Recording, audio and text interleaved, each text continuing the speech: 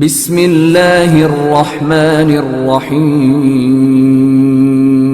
প্রযোজনায় ও পরিবেশনায় কেয়ামত টিভি। أما بعد فقد قال الله تعالى في كلامه المزيد وفي فرقانه الحميد أعوذ بالله من الشيطان الرجيم بسم الله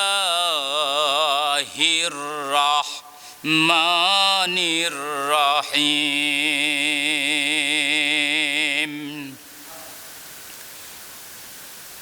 سبحان الذي أسرى بعبده ليلا من المسجد الحرام إلى المسجد الأقصى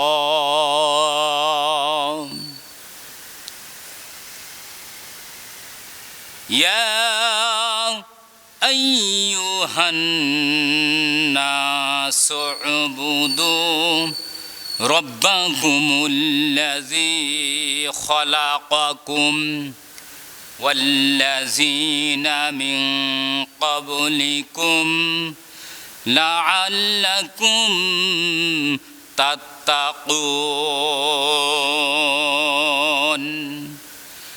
الذي جعل لكم الأرض فراشا والسماء بناء وأنزل من الثمرات رزقا لكم فلا تجعلوا لله أندادا وأنتم تعلمون على الآخر الآيات إن الله وملائكته يصلون على النبي يا أيها الذين آمنوا صلوا عليه وسلموا تسليما সকলে আমরা দুরূদ ইব্রাহিম পাঠ করি আল্লাহুম্মা সাল্লি আলা মুহাম্মাদিন ওয়া আলা আলি মুহাম্মাদ কামা সাল্লাইতা আলা কুরআন পড়ো না কোরআন সবে পড়ো না কোরআন বোঝো না কোরআন সবে বোঝো না কোরআন ওর সারা বিশ্বের মুসলমান ওর সারা দুনিয়ার মুসলমান পড়ো না কোরআন সবে পড়ো না কোরআন বোঝো না কোরআন সবে বোঝো না কোরআন পড়েছো ইংলিশ মিডিয়ামে বাবারে বলো তাই ডেডি নামে ঠিক না বেঠিক পড়েছো ইংলিশ মিডিয়ামে বাবারে বলো তাই ডেডি নামে সরি সরি বললে কি আর সরি সরি বললে কি আর কবরে পাবি আহসান কবরে পাবি আহসান পড়ুন সকলে পড়ো না কোরআন সবে পড়ো না কোরআন বোঝো না কোরআন সবে বোঝো না কোরআন পড়ো না হাদিস সবে পড়ো না হাদিস বোঝো না হাদিস সবে বোঝো না হাদিস।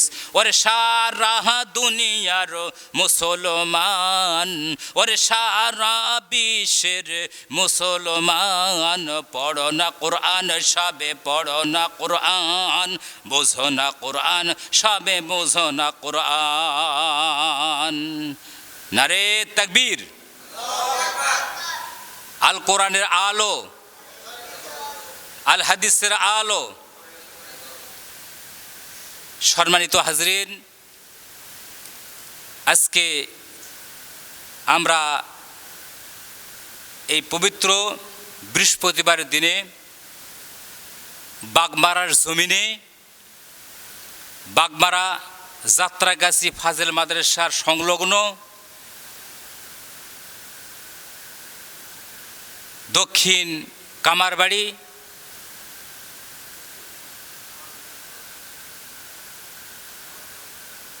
কি পাড়া, কামারবাড়ি দক্ষিণ পাড়া ঐতিহ্য আল্লাহর ঘর মসজিদ।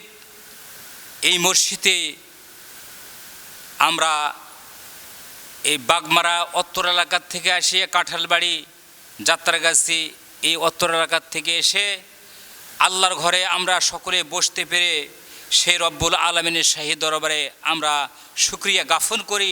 সকলে পড়ি না আলহামদুলিল্লাহ। লক্ষ কোটি দরুদ সালাম বর্ষিত হোক ওই মানবতার মুক্তির দূত, মানবতার দিশারি, মানবতার মুকুট, সাইয়্যিদুল মুরসালিন, খাতামান নবিয়্যিন হযরত আহমদ মুস্তাফা, মুহাম্মদ মুস্তাফা, সকলে পড়ি সাল্লাল্লাহু আলাইহি সাল্লামের প্রতি।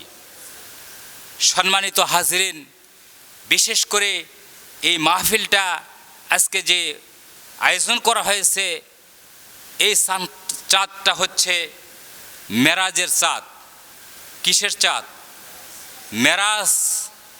মেরাজ অর্থ হচ্ছে সাক্ষাৎ করা, দিদার লাভ করা। একটি ব্যক্তির সঙ্গে মোবাইলে কথা বললে সরাসরি সাক্ষাৎ হয় না, কিন্তু যখন ওই ব্যক্তিটার সঙ্গে সাক্ষাতে কথা বলতে হয় তখন কিন্তু দুইজনকে একত্রিত হতে হয়, ঠিক না বে ঠিক? সম্মানিত হাজরিন, তদ্রূপ আমাদের দিনের নবী সাইয়্যিদুল মুরসালিন বিশ্বনেতা আহমদ মুস্তাফা, মুহাম্মদ মুস্তাফা, সকলে পড়ে সাল্লাল্লাহু আলাইহি সাল্লাম, সেই নবীজি এই চাঁদে, এই মাসে, এই চাঁদের 1 তারিখ থেকে 15 তারিখ, 27 তারিখ, 29 তারিখ, এরকম করে 28 তারিখ দিবগত রজনীগুলোতে বেশি বেশি করে ইবাদত করার কথা আমার নবীজি বলেছেন। বলেন সুবহানাল্লাহ। শুধু তাই নয়, আমার আল্লাহ রব্বুল আলামিনের সঙ্গে আমার নবীজি কি করেছিলেন? মেরাজে দিদার লাভ করেছিলেন। সেই আয়াতটাও আমি 15 পারার প্রথম পৃষ্ঠার একটি আয়াত আপনাদের সামনে তেলাওয়াত করেছি। সুবহানাল্লাযী আসরা বিআবদিহি লাইলাম মিনাল মাসজিদিল হারাম ইলাল মাসজিদিল আকসা। আমার বাগমারার ভাইরা, আমার বন্ধুগণ, আমার আল্লাহ রব্বুল আলামিন, আমার আল্লাহ রব্বুল আলামিন রাসূল সেই দিনের নবী আমাদের বিশ্বনেতা মসজিদুল হারাম থেকে মসজিদুল আকসা ভ্রমণ করিয়াছিলেন। শুধু তাই নয়, তাই নয়, আমার নবীজি মসজিদুল আকসা থেকে আমার নবীজি আল্লাহর আরশ মহল্লায় তিনি গিয়েছিলেন আমার আল্লাহ পাকের সঙ্গে সাক্ষাতের জন্য, দিদারের জন্য। আমার বন্ধুগণ, আমার ভাইয়েরা, সেই সাক্ষাৎ লাভ করতে গিয়ে আজকে যে আমাদের 5 ওয়াক্ত নামাজ এবং মাহে রমজানের রোজা আমাদের জন্য ফরজ হয়েছে, আমার আল্লাহ রব্বুল আলামিনের কাছ থেকে আমার দিনের নবীজি এই 5 ওয়াক্ত সালাত এবং মাহে রমজানের রোজা সেখান থেকে বাজেট করে নিয়ে আসছিলেন। বলেন সুবহানাল্লাহ। আমার পর্দানিশী মা বোনেরা, এই যে কাঁঠালবাড়ি, এই উত্তর এলাকার থেকে আপনারা এই সময় হয়তো ঠান্ডা করতেছে, বাড়ির মধ্যে আপনার বিছনায় অনেকে বসে আছেন, নেফের মধ্যে বসে আছেন, অথবা টিভির পর্দায় আপনারা টিভি দেখতেছেন, স্টার জলসা দেখতেছেন, নর্তকীর নাচ দেখতেছেন, অথবা নাটক দেখতেছেন, অথবা খবর দেখতেছেন, বিভিন্ন দিক দিয়ে আপনারা বসে আছেন।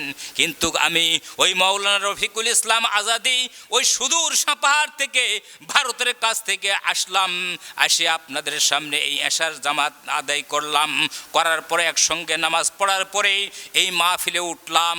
আপনারা একটু আমার কথাগুলো শুনবেন, কারণ এই চারটা ফজিলতের চাঁদ সর্বপ্রথমেই আল্লাহ রব্বুল আলামিন 11 মাসের যে 11 মাস আমাদের মধ্যে 11টা-12টা চাঁদ আসে, এই চাঁদের প্রথমে আমাদের ইবাদত বন্দেগীর জন্য একটা সিস্টেম আল্লাহ পাক এই মাস থেকে শুরু করে দেয়, আমাদের প্র্যাকটিস করার জন্য, আল্লাহকে এবং আল্লাহ রসুলকে চিনার জন্য আল্লাহ পাক আমাদের নবীকে আল্লাহর সঙ্গে সাক্ষাৎ করে দিয়ে যেই ইবাদত বন্দেগীগুলো আমার নবীর প্রতি বাজেট করে দিলেন, সেগুলোই কিন্তু আমাদের প্রত্যেক ফরজ হয়ে গেছে, ঠিক না ঠিক? আজকে আমরা কোন পথে চলাফেরা করতেছি? আমরা কোরআন পড়তে জানি না, আমরা আল্লাহ রসুলের হাদিস পড়তে জানি না, হাদিস পড়তে পারি না, কোরআনের তাফসির করতে পারি না, কোরআনের ব্যাখ্যা করতে পারি নাই। আমরা কি করি কি, আমরা নাটকে, আমরা ওই দোকানপাটের মধ্যে সময় ব্যয় করি, কিন্তু আমাদের উচিত আমরা যেন ঠিক মতো কোরআন হাদিস পড়ে আমাদের জিন্দিগিটা যেন ফুলের জিন্দিগি, আমাদের জিন্দিগি করতে পারি, পবিত্র পথে আমরা চলতে পারি, আমাদের গুণামুক্ত জীবন আমরা তৈরি করতে পারি। এই জন্যেই কিন্তু এই মাহফিলের আয়োজন আজকে করা হয়েছে, ঠিক না ঠিক?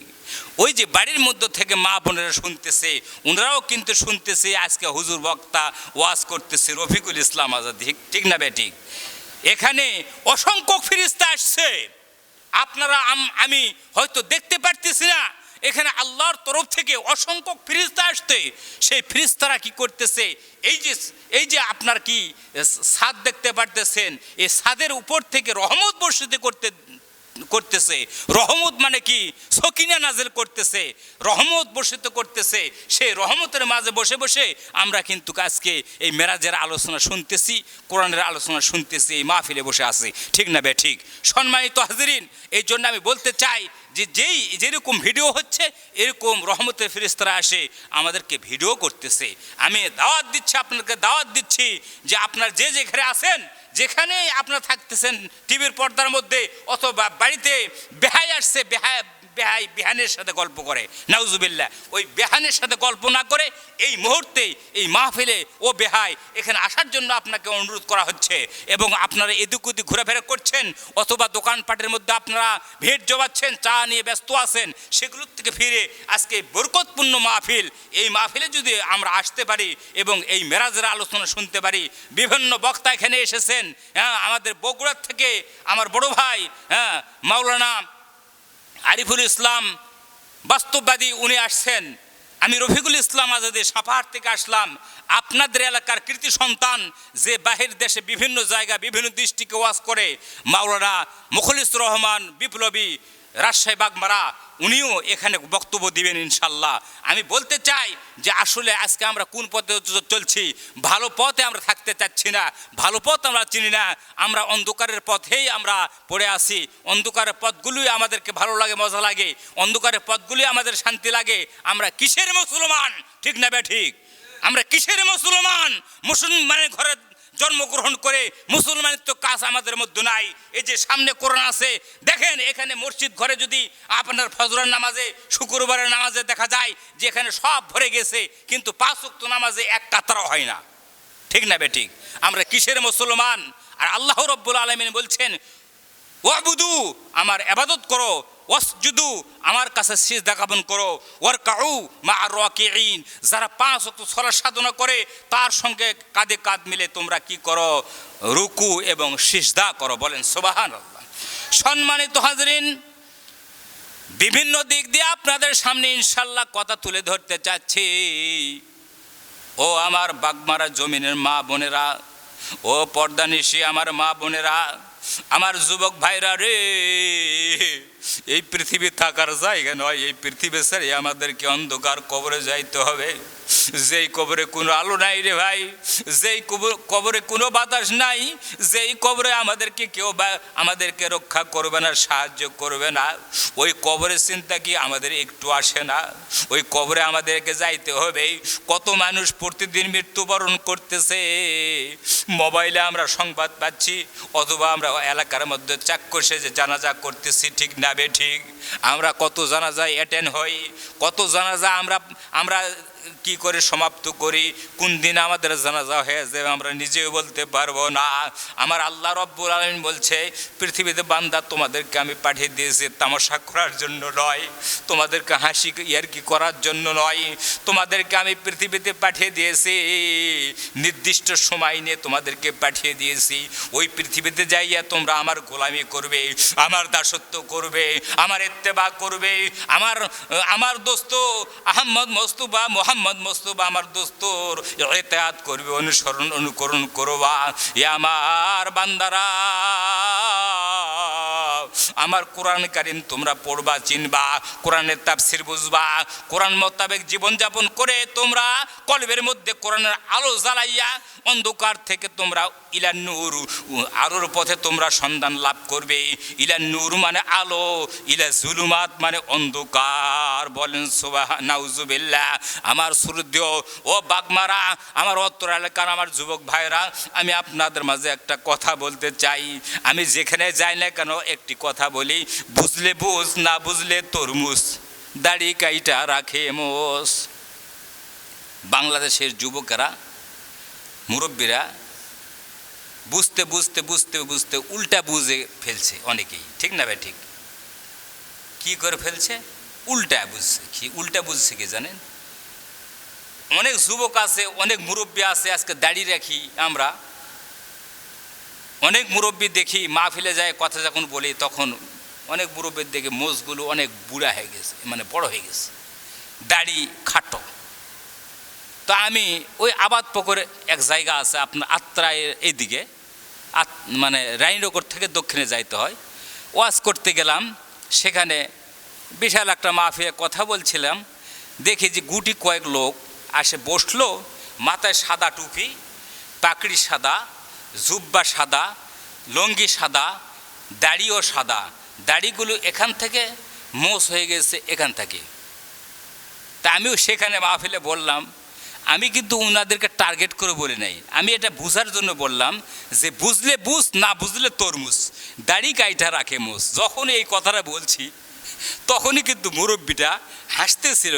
আমার এই কথার উপরে মুরব্বী বেজার হয়ে মুখটা খালি চুলকাতে শুরু করলো। আমি বুঝতে পারলাম যে উনি আমার কথায় রাগ করেছেন। তো মাহফিল শেষ করলাম, করার পরে রুমের মধ্যে গেলাম, যাওয়ার পরে উনি কিন্তু চলে আসলো, দুই চারজন আমার মানে সামনে আসলো, আসা সালাম দিয়ে বলল যে হুজুর আপনার বাসা শুনলাম সাপাহার, কিন্তু আমার নাতির বয়সে আপনি বয়স, কিন্তু আপনি মঞ্চে এমন একটা কথা বললেন যে আর সহ্য হচ্ছে না। আমি বললাম বাবাজি কী কথা বললাম? বললেন যে বুঝলে বুঝ, না বুঝলে তরমুজ, দাড়ি কাইটা রাখে মোষ। আমরা দাড়ি কাটেছি আর মোষগুলো বড় রেখেছি, এই জন্য হয়তো আমাদেরকে দেখে আপনি এ কথা বলছেন। আমি বললাম নাউজুবিল্লাহ বাবাজি, আপনাকে দেখে নয়, আমি শ্রোতাদেরকে বোঝার জন্য বললাম যে বুঝলে বুঝ, না বুঝলে তরমুজ, দাড়ি কাইটা রাখে মোষ, এটা শ্রোতাদেরকে বোঝার জন্য বলছি। কিন্তু আপনি যদি রাগ করেন এতে আমার কোনো মানে ক্ষতি হবে না। আর আপনি যে মোষ রেখেছেন এটা শরীয়তের বিধানে মাসলাই এটা নাজায়েজ। দলিল যদি নিতে চান আমি দলিল দিতে পারবো, হাদিস দেখাইতে পারবো, মাসলা দেখাইতে পারবো। যখন ওনার সঙ্গে আমি শরীয়তের মাসলা নিয়ে দুই চারটা উদাহরণ দিয়ে আমি যখন দলিল দিলাম তখন আর উত্তর দিতে পারলাম না। তখন সালাম দিয়ে বললেন হুজুর ঠিক আছে শরীয়তে থাকতে পারে, কিন্তু আমরা তো ইলমে মারফত আমল করি।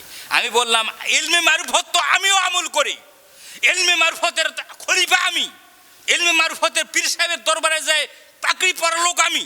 আজকে আমি মুখ বড় করিনি, দাড়ি রেখেছি, আমি আপনার মতো করি নেই, তা আমি কি বুঝি না শরীয়ত? আমি কি হকিকত বুঝি না? আমি তরিকত বুঝি না? আমি এই ইলমে মারফত বুঝি না? আপনি খালি বোঝেন, এই জন্য মুখ বড় রাখেছেন।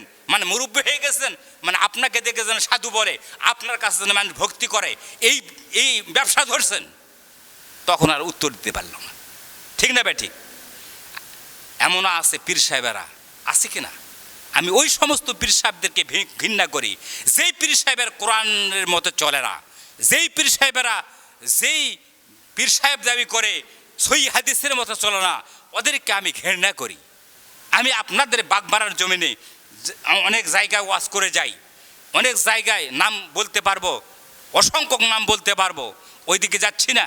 আজকে মেরাজের রাত্রিতে, অর্থাৎ মেরাজের রাত্রি মনে করেন এইটা, যেহেতু এই চাঁদের, ঠিক না ঠিক? এবাদতের একটা সময় আপনারা এখানে উপস্থিত হয়েছেন, মেরাজ আল্লাহ রসুল করে নেন, আল্লাহর সঙ্গে সাক্ষাৎ করলেন। ওই আল্লাহকে কি আমরা চাই না? ওই আল্লাহকে কি আমরা দেখতে চাই না? ওই আল্লাহকে কি পাইতে চাই না? বলেন তো ভাইরা আমার, ওই আল্লাহকে কে কে পাইতে চাই? বলে একটু হাত তুলে দেখাই একটু হাত তুলে এই আল্লাহর ঘরে, যে আল্লাহকে আমরা সাক্ষাৎ করতে চাই। উঠবে না? হাত উঠবে না? উঠেন দেখি। আল্লাহু আকবার, আল্লাহু আকবার। হ্যাঁ আল্লাহ, আজকে এই কামার বাড়ি না, কামার বাড়ি, আল্লাহ বিশাল এই মহল্লা, এই মহল্লার মসজিদ ঘরে আল্লাহ আপনার বাইতুল্লাহর ঘরের অংশ, এই ঘরে আমরা হাত তুলে আপনার কাছে সাক্ষী চাচ্ছি, আমরা সাক্ষী দিচ্ছি। দয়া করে আল্লাহ আপনার স্বপ্নযোগ্য হোক, আপনার চাক্ষুষী হোক, দিদার লাভ আমাদের জীবনে একবার না একবার করাইন আল্লাহ। আল্লাহ আমরা গুনাহগার আপনার বান্দা, দয়া করে আল্লাহ রাসূল পাক সাল্লাল্লাহু আলাইহি ওয়াসাল্লামকে যেভাবে আপনার সঙ্গে সাক্ষাৎ করাইছিলেন, ওইভাবে আল্লাহ আমাদেরকেও সাক্ষাৎ করেন আপনার সঙ্গে। আপনাকে দেখার জন্য আমরা বেকুল হয়ে আসি। আল্লাহ আপনি রুহানিত হোক, আপনি জাহিরিত হোক, আমাদেরকে সাক্ষাৎ করেন, স্বপ্নের যুগে হোক, আল্লাহুম্মা আমিন। সম্মানিত হাজরিন, আসুন, এই পৃথিবী যেহেতু থাকার জায়গা নয়, আমি প্রথমেই বলেছি, এই জন্যই মাহফিলে আসতে হবে। এই মাহফিলের বরকত, ইজ্জত, সম্মান আমাদেরকে রাখতে হবে। আমি রফিকুল ইসলাম আজাদি আপনাদের সামনে এসেছি। বুখারী শরীফের একটা হাদিস আপনাদের সামনে আমি তেলাওয়াত করেছি। এই বুখারী শরীফের হাদিসের মধ্যে আল্লাহ রসুল বলছেন, ওয়ান আব্দুল্লাহ ইবনে উমর রাদিয়াল্লাহু তাআলা আনহু ক্বালা ক্বালা রাসূলুল্লাহি সাল্লাল্লাহু আলাইহি সাল্লাম বাল্লিগু আন্নি ওয়ালাল আয়া ওয়া হাদ্দিসু আন বানি ইসরাঈল ওয়ালা খরাজা ওমান কাযাবা আলাইয়া মুতাআম্মিদান ফালিয়াতাবাওয়াহু মাকআদাহু মিনান নার। রাহুল বুখারী।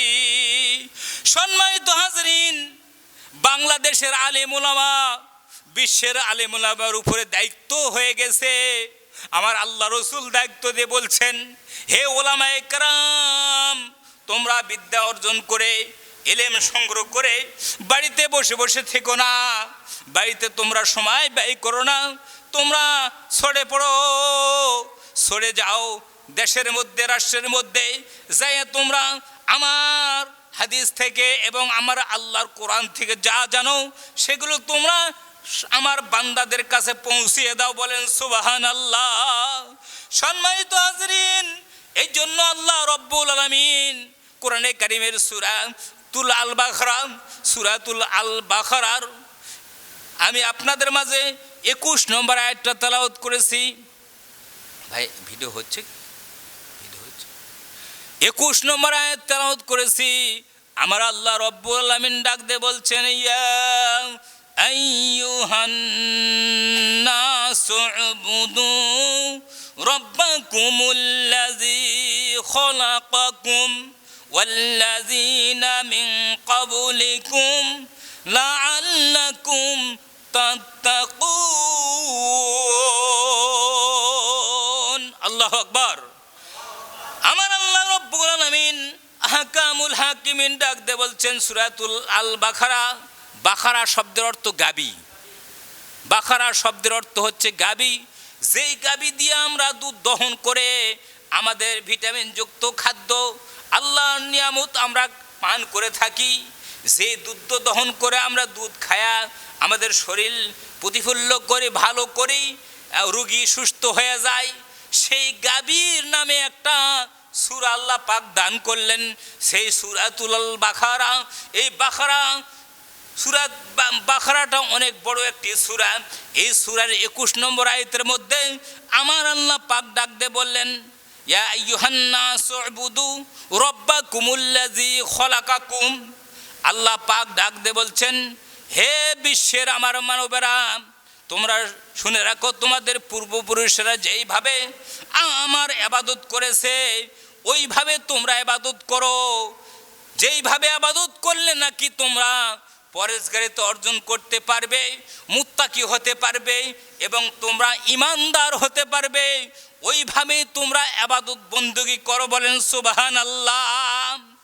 তারপরে আয়াত আল্লাহ রাব্বুল আলামিন বলছেন, ওয়াল্লাযী জাআলা লাকুমুল আরদা ফিরাশান ওয়াস সামাআ বিনাআন ওয়া আনজালা মিনাস সামারাতি রিজকান লাকুম ফালা তাজআলু লিল্লাহি আনদাদা ওয়া আনতুম তা'লামুন। আল্লাহু আকবার। আমার আল্লাহ রব্বুল আলামিন ডাক দিয়ে বলছেন, আমি আল্লাহ রব্বুল আলামিন এই আসমানটা আমি 7 স্বরূপ সৃষ্টি করে দিয়েছি, আর জমিনটা তোমাদের মাঝে আমি বিছনা স্বরূপ সৃষ্টি করে দিয়েছি। আজকে এই মসজিদ ঘরে আপনারা আমরা বিছনা বিছায়া শানের উপরে আমরা বসে আরাম পাচ্ছি কিনা বলেন? আরামদায়ক জায়গা আমি এই পৃথিবীতে আমি জমিনটাকে আরামদায়ক জায়গা হিসেবে সৃষ্টি করে দিয়েছি, আর আসমানটা 7 স্বরূপ সৃষ্টি করে দিলাম। আসমান থেকে আমি আল্লাহ রব্বুল আলামিন ফোঁটা ফোঁটা রহমতের বৃষ্টি আমি জমিনে ফেলে দিয়া ওই শুকনা জমিনটা আমি তরুতাজা করে দেই, ভিজিয়া দেই। আর ওই শুকনা জমিনটা যখন ভিজিয়া যায়, তরুতাজা হয়ে যায়, জিন্দা হয়ে যায়, ওই জমিনের মধ্যে তোমরা যদি কাঁঠাল গাছ রোপণ করো তাহলে কাঁঠাল ধরে, ঠিক না বে ঠিক? যদি তোমরা ভুট্টার গাছ রোপণ করো ভুট্টা ধরে, তোমরা যদি আলুর গাছ রোপণ করো আলু ধরে মাটির নিচে, তোমরা যদি আপেলের গাছ রোপণ করো আপেল ধরে, তোমরা যদি যেই কোনো জাত রোপণ করো না কেন ওই জমির মধ্যে আমি আল্লাহ রব্বুল আলামিন সেই জাতি ফলিয়া দেই, ঠিক না বে ঠিক? আজকে আমাদের নিয়ামতের জন্য যে আল্লাহ এত রহমত দিলেন, এত নিয়ামত দান করলেন, এত কিছু খাদ্যর ব্যবস্থা করে দিলেন, ওই আল্লাহর দাসত্ব কেন আমরা করি না? ওই আল্লাহ পাকের ইবাদত কেন আমরা করি না? ওই আল্লাহ পাকের আমরা যেন আল্লাহ পাককে আমরা কেন দিলের মধ্যে খুঁটি গাড়ি না? আল্লাহর ইবাদতের জন্য যে কেন আমরা দিল মন চাই না? কেন আমরা অন্য পথে চলছি? আজকে আমি আপনাদেরকে একটু উদাহরণ দিয়ে বুঝাইতে যাচ্ছি। এই পৃথিবীতে আল্লাহ রব্বুল আলামিন 1,00,000 মতান্তরে 2,24,000 অধিকাংশ নবী এবং পয়গম্বর আলাইহিস সালাম পৃথিবীতে শাসন করার জন্য পিঠে দিয়েছিলেন যুগে যুগে। সেই নবীরা আসিয়া শত শত বছর, হাজার হাজার বছর তারা কি করেছে? শাসন করছে, ঠিক না বে ঠিক? কিন্তু 1,00,000 মতান্তরে 2,24,000 অধিকাংশ নবী এবং পয়গম্বর আলাইহিস সালাম আর আফসোস করে গেছেন, আমরা যদি নবী না হয়া, আমরা যদি পয়গম্বর না হয়া, আমরা যদি শেষ নবী আখরে জামানার নবী আহমদ মুস্তাফা মুহাম্মদ মুস্তাফা সকলে পড়ি সাল্লাল্লাহু আলাইহি সাল্লাম, ওই নবীর যদি আমরা উম্মাত হইতে পারতাম আমাদের জিন্দেগি সার্থক হইতো। আমরা পরপারে আমরা শান্তি পাইতাম। আমরা যদি শেষ নবীর উম্মত হইতে পারতাম, নবী এবং পয়গম্বর না হইয়া। এরকম তারা আফসোস করে গেছে। নবী এবং পয়গম্বর হওয়ার পরও যদি ওনারা আফসোস করে যায়, আজকে আমরা শেষ জামানার নবীর ওই উম্মাত আমরা হয়েছি।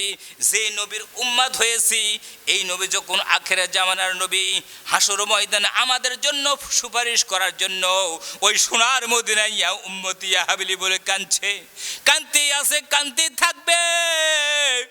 আর ওই সোনার মদিনার থেকে ডাক দে, বিশ্ববাসীকে ডাক দে, বলছে আমার উম্মতেরা তোমরা শুনে রাখো, জানিয়ে রাখো, তোমাদের যাদের অর্থ আছে আমার উম্মতেরা, তোমরা অর্থগুলো অন্য পদে ব্যয় না করে খারাপ পথে ব্যয় না করে তোমরা যদি অর্থগুলো দিয়ে তোমরা ভিসা লাগাইয়া পাসপোর্ট করে যদি আমার রওজা জিয়ারত করে যাও, আমার রওজা আসিয়া যদি তোমরা জিয়ারত করো এবং হজের কাজগুলো সমাপ্ত করো করে যদি এখান থেকে নিষ্পাপ হয়ে তোমাদের গন্তব্যস্থানে যাও, যাওয়ার পরে আমি নবী তোমাদের জন্য একটা কোয়ালিফিকেশন দান করলাম, একটা ডিগ্রি দান করলাম।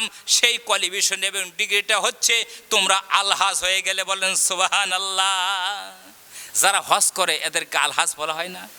হাজী সাহেব বলা হয় কিনা? হয় কিনা বলেন? এ সম্পর্কে বুখারী, মুসলিম, তিরমিজি, নাসাই, আবু দাউদ, সিয়াসাত তার যত প্রকার হাদিস রয়েছে ভালো ভালো সহিহ হাদিস, সহিহ হাদিসের মধ্যে হাওলা এসেছে।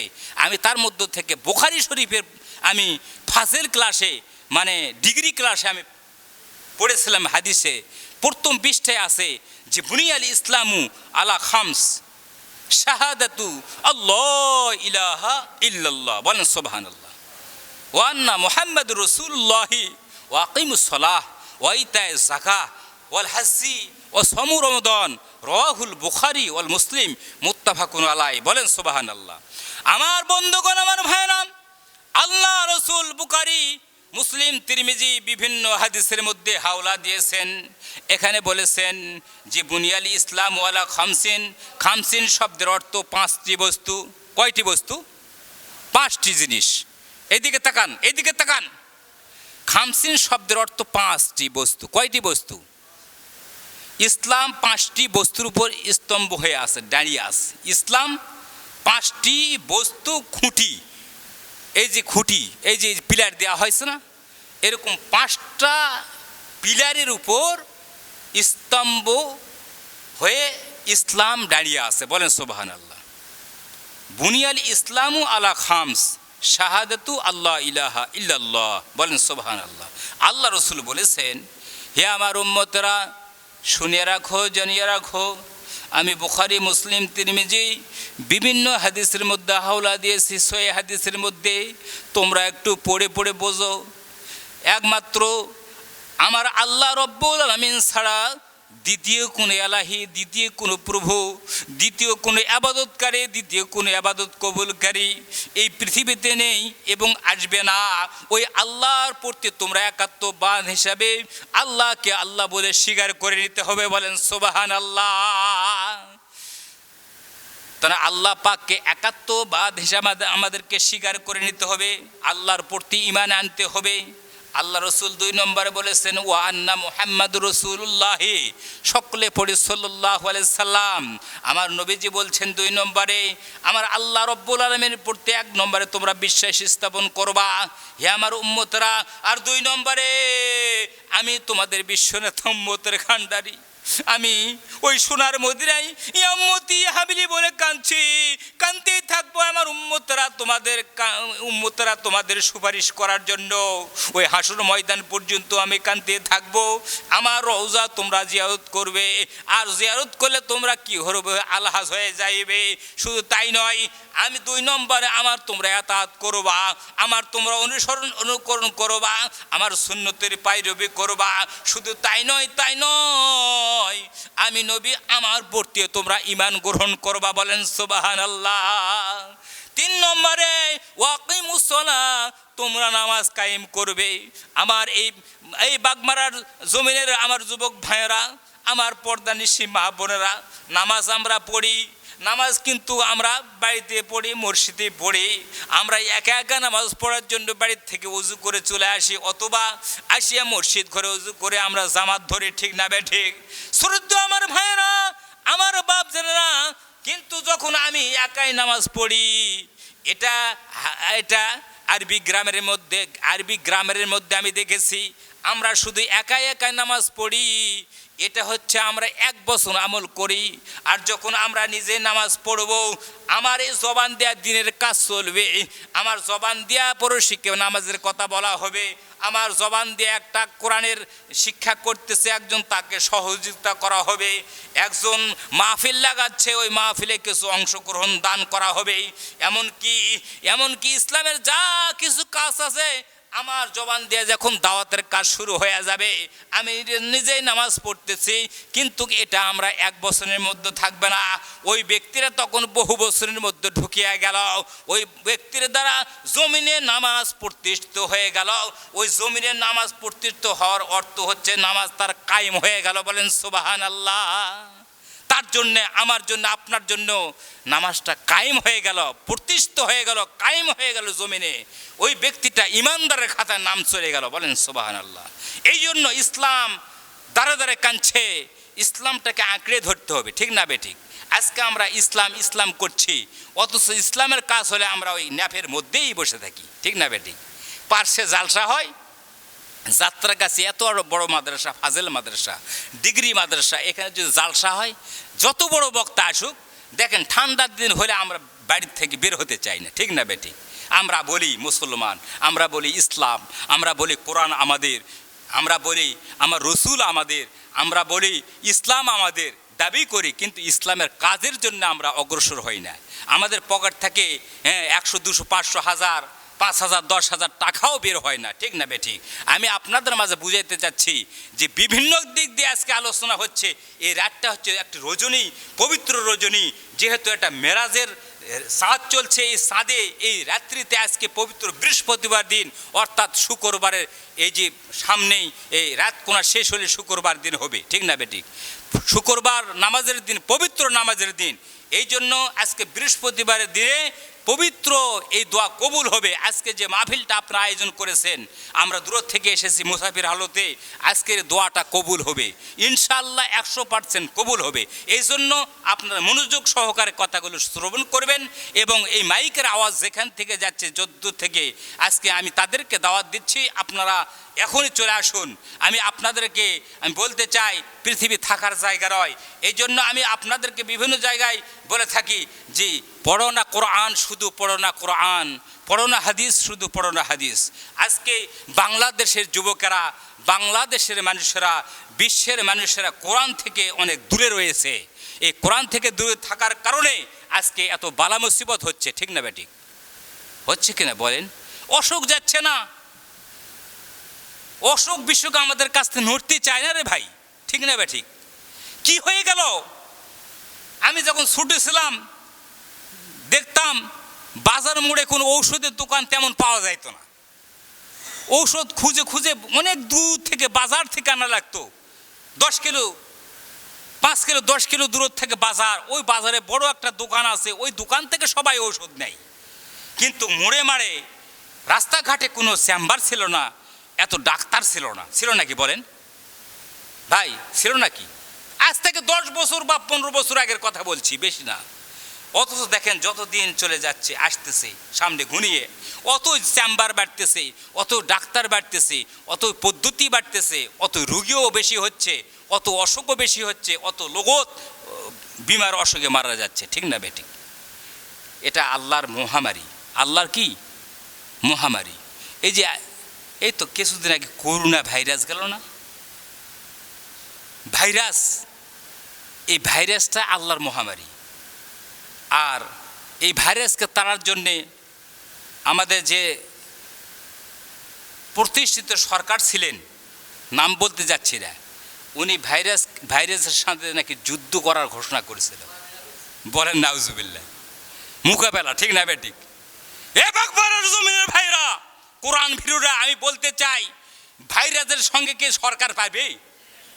ভাইরাসের সঙ্গে আমি মৌলানা রফিকুল ইসলাম আজ আসছি, কোরআন পড়ে পড়ে দিন কাটায়, আমি কি পাবো? এই ভাইরাসের মালিক আল্লাহ। কে বলেন? বলেন, এই ভাইরাসটা কে দিয়েছেন?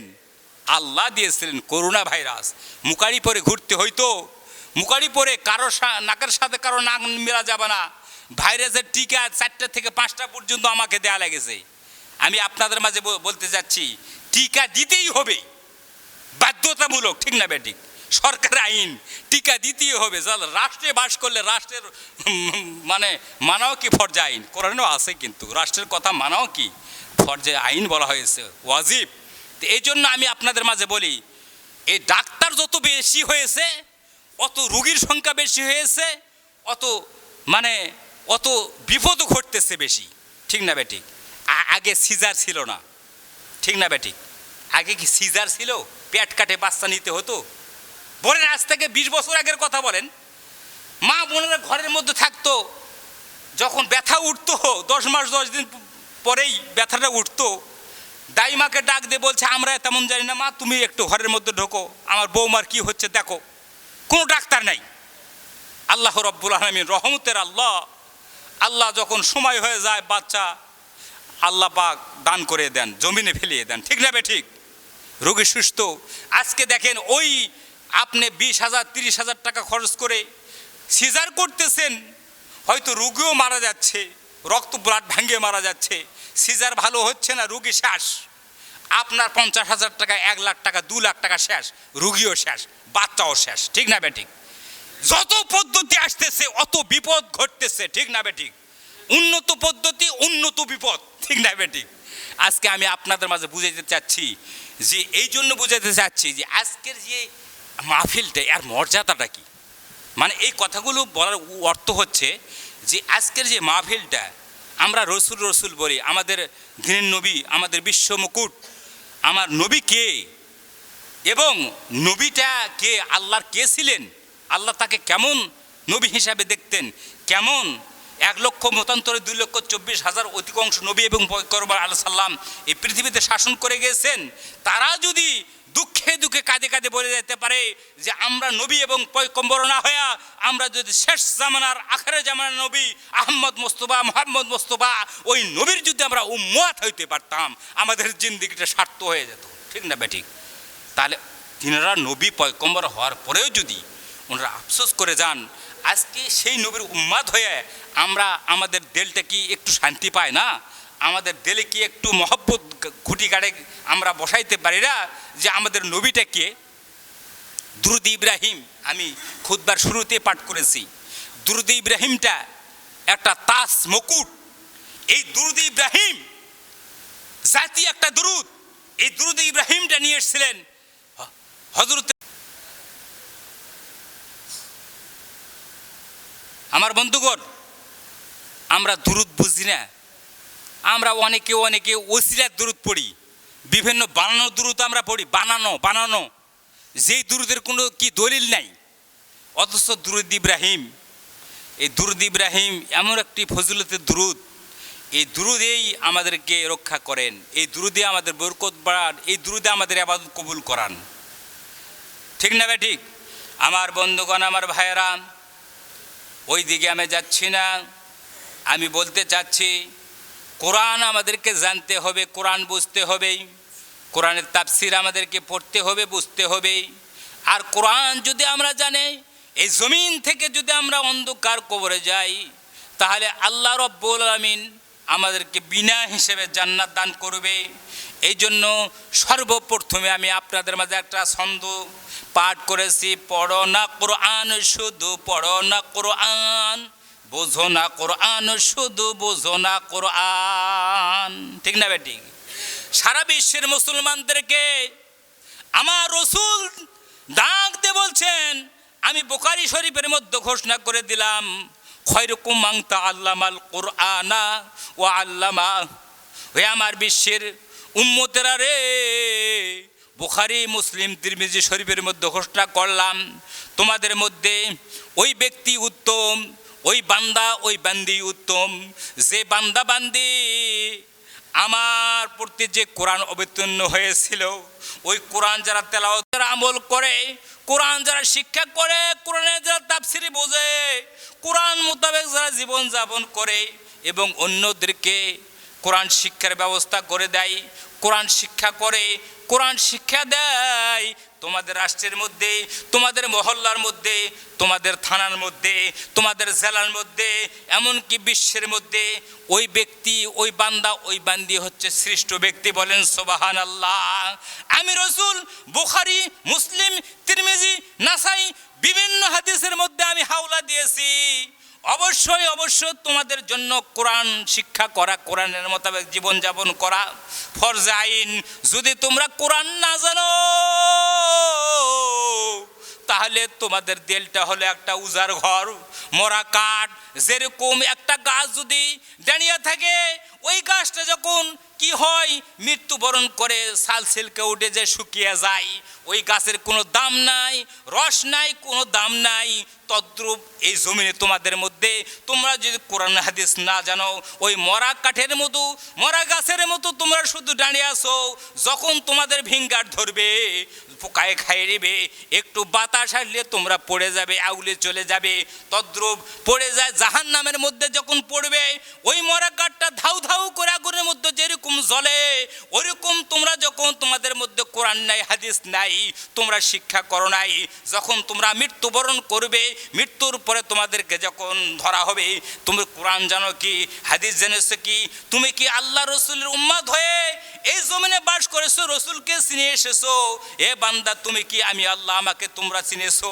এরকম প্রশ্ন যখন মুনকার নিকির করবে, তখন কিন্তু আমরা বলবো ইয়ালাদ্রি ইয়ালাদ্রি ইয়ালাদ্রি, কিছুই জানি না আল্লাহ, কিছুই জানি না, বলতে থাকবো।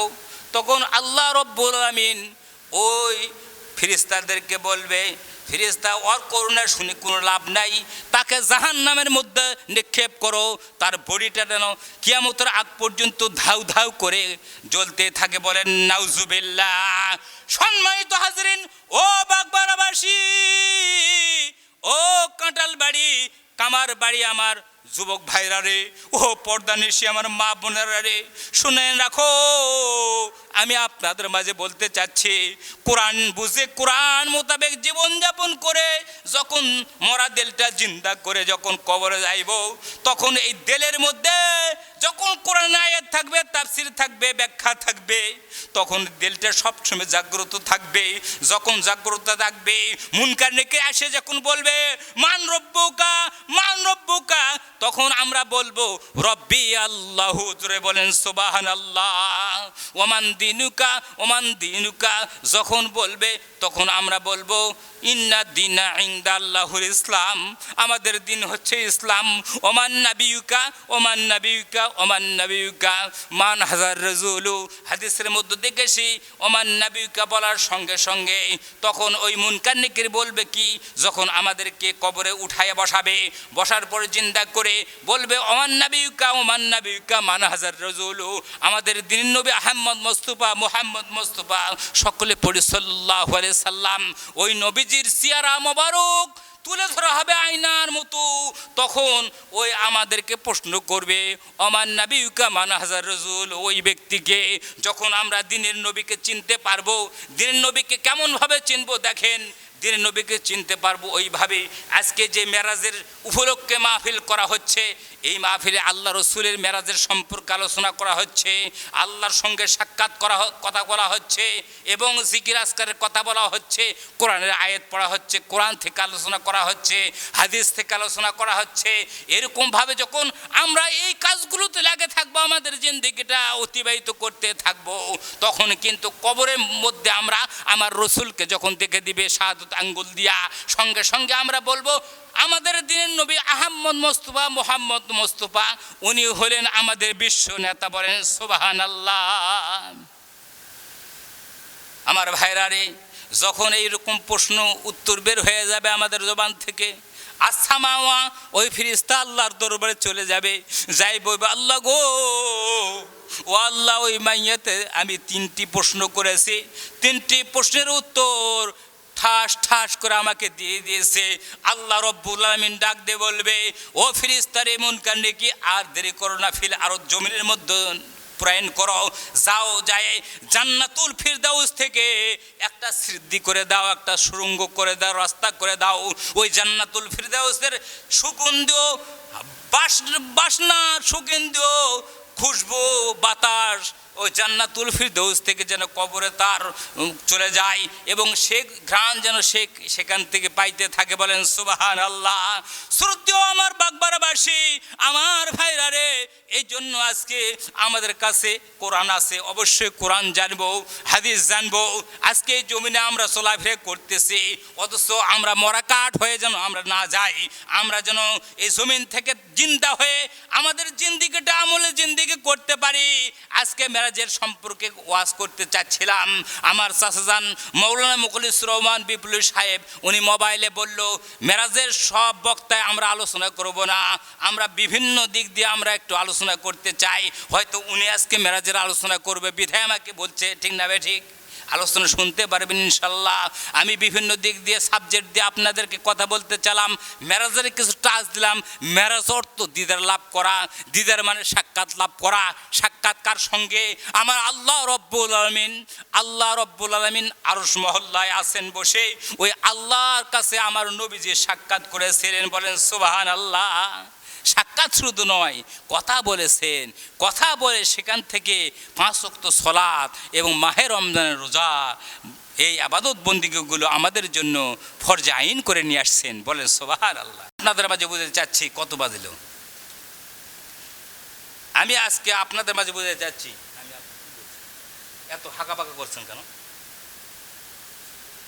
শীতের দিন হোক, এত হাঁকাপাকা করেন না। আমি অনেক দূর থেকে এসেছি, অনেক পেরেশান। আজকে এরকম পেরেশান জীবনে হয় নাই। অনেক মাহফিলে যাই, এরকম পেরেশান হয়নি। আজকে আমার ওই ভিডিও ম্যান আসছে, উনি যে দুঃখটা পেয়েছে আমি তার থেকে বেশি দুঃখ পাচ্ছি। যে আজকে যদি কোনো সমস্যা হতো তাহলে কি অবস্থাটা হতো। আজকে আমরা যে মাহফিলে এসেছি এটা বরকতপূর্ণ মাহফিল, এটা বরকতপূর্ণ মাহফিল। সারা রাত করলেও তো আল্লাহ রব্বুল আলামিন সওয়াবে ভরপুর করে দিবেন। বলে সুবহানাল্লাহ। আর এখনই তাড়াহুড়া করছেন, কারণটা কি? একটা রাত নাই, একটু 1 ঘন্টা পরে ঘুমালাম, এমন কি হলো? এর যে যাজা, এর যে ফজিলত, এটা এখন তো দেখা যাচ্ছে না। দেখা পাচ্ছেন রফিকুল ইসলাম ওয়াজ করতেছে, মুখলিসুর রহমান ওয়াজ করতেছে, ওই আরিফুল ইসলাম ওয়াজ করতেছে, দেখতে পারতেছেন জাহিরিতে। কিন্তু সওয়াবগুলো যে কত! নামাজ পড়লে কি লেখা থাকে দেওয়ালে যে নামাজ পড়বেন 1 রাকাত, এর বদলতে গেটে বার হয়ে 500 টাকা আপনাকে উপহার দেওয়া হবে, টাকা নিয়ে বসে আছে। এরকম যদি কোনো আইন কোনো একটা মসজিদের গেটে গেটে অথবা অ্যালাউন্স করে দেওয়া হয়, এলাকাতে যারা নামাজ জীবন ঢিপ দেয়নি এরাও দৌড়ে আসে নামাজ পড়বে ওই মসজিদে। ঠিক না বে ঠিক? পড়বে কি না বলেন? আমি কিছু কথা আপনাদের বাস্তব বলতে চাচ্ছি। আমি রফিকুল ইসলাম বাংলাদেশে এমন কোনো জায়গায় ধনী পীরের মাজারগুলোতে ঘুরেছি, উনি জানেন। আমি ফরিদপুরে ছিলাম 1 বছর, ফরিদপুর মাদারীপুর জেলা। সেখানে নয়া পীর নামে একটা পীর সাহেব ওখানে আছে। নয়া পীর মানে নতুন পীর বেড়ে, ওই নতুন পীরের বয়স এখন ছিল হয়তো 45 থেকে 55 বছর মতন বয়স। দেখে আসছিলাম, ওনার 4টা ওয়াইফ দেখেছিলাম, 16 বছর 17 বছরের যুবতী। বলেন নাউজুবিল্লাহ। তো আমি দেখে আসছি, ওনার নাম তো ছিল নয়া পীর। তো ওখানে একটা মসজিদ আছে, ওই মসজিদে লোকজন যখন নামাজ পড়তে যায়, অনেক লোক হয়, নামাজ পড়তে গিয়ে ওই খাদেমারা গেটের মধ্যে দাঁড়ায়, ব্যাগ নিয়ে, ব্যাগের মধ্যে টাকা নিয়ে থাকে। এখন বের হয়েছেন, দেখা যায় কাকু এরকম 50 টাকা দেয়, কাকু আবার চোখ দেখে দেয় 100 টাকা, কাকু 500 টাকা নোটও দিয়ে দেয় অক্তে অক্তে। আর অনেকে নামাজ পড়ার জন্য ওখানে যায়, কাকু আবার দেয় না। তা আমি বের হয়েছি, আমাকে 300 টাকা দিয়েছে, 300 টাকা। তাই আমি বললাম, ভাই টাকা কিসের? করছে, হুজুর আপনার বাসা কোথায়? আমি বললাম, আমার বাসা একবারে পশ্চিমে বর্ডার, নওগাঁ জেলা, সাপাহার। হুজুর এখানে কোথায় আসছেন? ওই উত্তরাইল বাজারে আসছিলাম, এখানে দাখিল মাদ্রাসা ওয়াজ করার জন্য। ওখানে ঢাকায় ছিলাম সুফি ফাউন্ডেশনে। শ্রদ্ধেয় সম্মানিত হাজরিন, চাক্ষুষ কথা বলছি। তো ওই নয়া পীরের মসজিদে এরকম টাকা দিচ্ছে। তাই আমি বললাম, নামাজ পড়লে কি টাকা পাওয়া যায়? করছে, হ্যাঁ হুজুর, এখানে যারা নামাজ পড়তে আসে তাদের আমরা এই খাদেমারা তাদের চোখ মুখ দেখলে বুঝতে পারি ওনারা কেন আসে। আমরা এখানে কিছু উপহার দিই। তো কেন টাকা দেন? নামাজ পড়ছে, আল্লাহর আদেশ পালন করছে, আল্লাহ সওয়াব দিবে, তো টাকা দিয়ে কি কোনো লাভ হবে? করছে, হুজুর কাকু টাকা দিচ্ছি না, দেখেন না। হ্যাঁ, আমরা দেখে বুঝতে পারি উনি টাকা নেওয়ার জন্য মসজিদে আসছে। বলেন নাউজুবিল্লাহ। উনি টাকা নেওয়ার জন্য মসজিদে আসছে, ওই জন্য টাকা পায়। যারা নামাজ পড়ার উদ্দেশ্যে মসজিদে ঢুকেছে, ওরা আমরা বুঝতে পারি ওদেরকে টাকা দিতে হবে। দেখেন, আমি বলি চাক্ষুষে 12 আউলের মাজারে আমি নামাজ পড়েছি। তো এরকমভাবে বিভিন্ন জায়গা সফর করেছি। এই জন্য কিছু কথা আপনাদেরকে বলতে চাচ্ছি। আজকে যে ওয়াজ করতেছি এটা ভরপুর সওয়াব হচ্ছে, আমরা দেখতে পারতেছি না যে আজকে এখানে বসে আছি যে কত সওয়াব পাচ্ছি। এখানে যদি গেটের এখানে যদি লেখা থাকতো ওয়ালে যে এই মেরাজের এই আলোচনাতে আপনি এত কোটি এত হাজার সওয়াব পালেন, তাহলে আমরা কেউই যাইতাম না, ঠিক না বেঠিক? কিন্তু সেটা না, আল্লাহ আলিমুল গায়েব বিজাতি সুদূর, অন্তর্যামী, বান্দাদের অন্তরের খবর জানেন। আর আল্লাহ পাক আমাদের ইবাদত কবুল করেন। আল্লাহ পাক বলেন তোমরা না দেখে না বুঝে তোমরা আমাকে বিশ্বাস করো এবং আমার প্রতি ইবাদত করো, লুটে পড়ো এবং আমার ইবাদত তোমরা জিন্দেগি যাপন করো এবং চলাফেরা করো, ঠিক না বেঠিক? আমি আপনাদের মাঝে এই জন্য বুঝাইতে চাচ্ছি, যেহেতু উনি পয়েন্ট নিয়ে আলোচনা করবেন বিধায় আমি আপনাদের মাঝে বুঝাইতে চাচ্ছি যে আসলে বুঝলে বুঝ, না বুঝলে তরমুজ। আমি যে কথাটা বলছি যে আলোচনাটা বুঝবেন, বুঝে মস্তিষ্কে ঠিক রাখবেন। এই মস্তিষ্কে বিভিন্ন জায়গায় কাজ করে, সেখান থেকে ফিরে যদি আজকে আমলের কিছু কথা ধরে নিতে পারি তাহলেই কিন্তু কার্যকর হবে, ঠিক না বেটি? আমাদের জিন্দেগি সার্থক হবে। আমি আপনাদের মাঝে এই যে কথাগুলো বলছি, দুঃখে দুঃখে কথা বলছি, অনেক দুঃখ আছে, অনেক বেদনা আছে। বাংলাদেশের মানুষেরা ইসলাম বোঝে না। জুব্বা দেখলে বলে ফকিরা বিদ্যা, জুব্বা পরে ঘুরলে মাথার টুপিতে ঘুরলে ক টাকা বেতনের চাকরি করে, মসজিদে মর্যাদা করে 600 টাকা বেতন। আরে একটা ব্যাংকের গেটম্যান দারোয়ান যদি হয় আবার সে 15,000 টাকা 20,000 টাকা পায়, আর মসজিদের মর্যাদা 600 টাকা, ঠিক না বেটি? হাই রে ইসলাম, হাই রে মুসলমান। আমরা মসজিদের ইমামের কোনো মর্যাদা নাই, মসজিদের ইমামের 10 টাকা দিতে চাই না, মর্জেনকে ভাত খাইতে চাই না, আমরা যারা কোরআন পড়ে তাদেরকে জাগির রাখতে চাই না। আমরা বুঝি না জাগির কি জিনিস। কোরআন পড়বে, আপনার বাড়িতে দুমুঠ ভাত খাবে আর কোরআন তেলাওয়াত করতে থাকবে, করতে থাকবে, করতে থাকবে, আপনার জীবনের সমস্ত গুনাহ মাফ হয়ে যাবে, বলেন সুবহানাল্লাহ। অথচ বুঝি না, এই দিকে টাকা খরচ করতে চাই না আমরা। আজকে একটা কিছু একটা যদি কোনো নর্তকী আসে, তার টিকিট করার জন্য আমরা 500 কেন 1000 হোক 2000 হোক সেখানে টিকিট করে ভিড় জমাই, ঠিক না বেঠিক? তো বলতে চাচ্ছি শ্রদ্ধেয় সম্মানিত আমার এই বাগমারাবাসী, আমি আপনাদের মাঝে বুঝাইতে যাচ্ছি যে আসলেই অল্প আমলে নাজাতের ব্যবস্থা, অল্প আমলে নাজাতের ব্যবস্থা, ঠিক না বেঠিক? অল্প আমল করবেন, আল্লাহ পাক নাজাত দান করবে। সে আমলগুলো বুঝে সুঝে কাজ করতে হবে। আজকে আমরা অনেকেই কোরআন পড়তে জানি না, আর ইসলামটা এমনইভাবে এসেছে আমাদের মাঝে যে আমি অনেক জায়গায় বলে থাকি যে কোরআন বড় না, আমাদের রাসূল বড়। এই কথাটা বলছি, অনেকে বলে হুজুর এটা কি বললেন? আপনারা বলেন তো কোরআন বড় না রাসূল বড়? আপনাদেরই প্রশ্ন করা হলো, এখানে প্রশ্ন করা হলো। এই যে কোরআনটা এসেছে আমার নবীর প্রতি 23টি বছর ধরে থোড়াভাবে, থোড়া বোঝেন ফার্সি ভাষা, সামান্য আয়াত করে আমাদের নবীর প্রতি অবতীর্ণ হয়েছে। তাহলে এই থোড়াভাবে 23টি বছর ধরে আমাদের নবীর প্রতি অবতীর্ণ হয়েছে। নবী বলা হয়েছে, ইজ্জত দেওয়া হয়েছে, সম্মান দেওয়া হয়েছে কোরআনের কারণে। কিসের কারণে? আল্লাহর নবীকে ওহী দান করেছেন কোরআন। এই কোরআনটা আমার নবীর প্রতি এসেছেন 23টি বছর ধরে, এই কারণে আল্লাহর নবীজির ইজ্জত সম্মান বেড়ে গিয়েছে। আল্লাহর নবী সাধারণ মানুষ থেকে মহা মানুষ হয়ে গেছে, ঠিক না বেঠিক? আজকে এই কোরআন যদি আমাদের নবীর প্রতি না আসতো, অবতীর্ণ না হতো, তাহলে নবীজিকে এত মর্যাদাশীল, এত উচ্চ মাকামে আমরা দেখতে পারতাম না। তাহলে আমার নবী হচ্ছে সে সৃষ্ট নবী, আমার নবী হচ্ছে সে কোরআন বাহক, আমার নবীর প্রতি কোরআন অবতীর্ণ হয়েছে। এই জন্য নবী সবচেয়ে আমাদের দাবি। আর সেই নবীকে ধরতে হলে আতি উল্লাহ ও আতি রসুল ও উলিল আমরি মিনকুম। এখানে বলা হয়েছে যে আল্লাহর রাসূলের প্রতি আমাদের ইতাআত করতে হবে এবং রসুলের প্রতি আমাদেরকে কি করতে, অনুকরণ করতে হবে। আর আমাদেরকে কি করতে হবে? রসুল যেই দিকে আমাদের আদেশ করেছেন চলার জন্য, যেইভাবে সেইভাবে আমাদের চলতে হবে। আজকে রসুল পাগড়ি পরেছেন, রাসূল পরেছেন জুব্বা, রাসূল দাড়ি রেখেছেন, রাসূল মানুষদেরকে উম্মতদেরকে ভালোবাসেন, সাধারণ মানুষদের ইহুদিদেরকেও ভালোবাসেন, সবাইকে মহব্বতের সহিত রাসূল চলাফেরা করেছেন। আজকে এই বিশ্বের মাঝে যত দলমত, যত কিছুই করতেছি, আমার নবী হচ্ছে সবার জন্য মুকুট স্বরূপ, আর নবী হচ্ছে সর্বশ্রেষ্ঠ একটি আমাদের বিশ্ব নেতা, ঠিক না বেঠিক?